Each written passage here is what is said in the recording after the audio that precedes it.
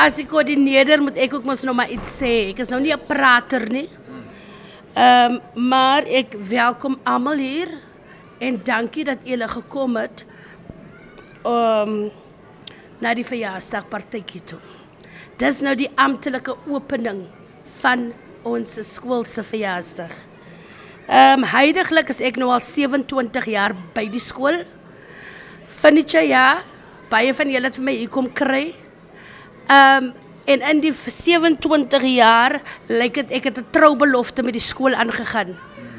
En ek weet nie wanneer op die papiere soek ek mens altyd die vervaldatum. Ek is ook nog besig om vir die vervaldatum te soek van hierdie troue wat ek aangegaan het 27 jaar gelede.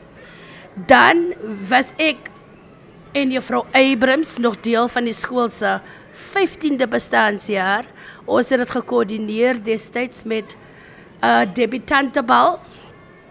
Daar het ons goeie samewerking gehad en daar het ons 75.000 wins gemaak en dit is toe ons die voorportaal weer tot lewe geroep het.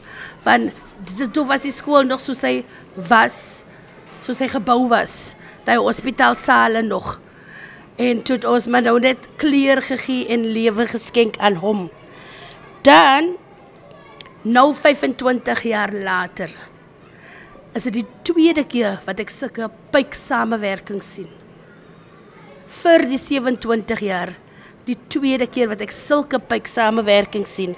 Tot op huidiglik het ons nou al 56.000 ingesamel. Julle. Dis nou en die modeling moet nog plaasvind. Ons is nou al, en daar kom nog 'n hele reeks feesdae aan. So baie dankie daarvoor. Sonder julle sou dit nie moontlik gewees het nie. Nou weet ons is nou by die begin. En die fees eindig eers die 5de Desember. So hier vanaf al aan, of jy nou moeg is, en of jy nou onder druk is, ons party nou. Van nou tot die 5de Desember. So daar gaan baie op die nommer gedruk word, en dan verwag ek net samewerking asseblief, want dit is mos ons verjaarsdag. Net moontlik met samewerking hoor, en dit wat ek nou al gekry het, is uitstekend.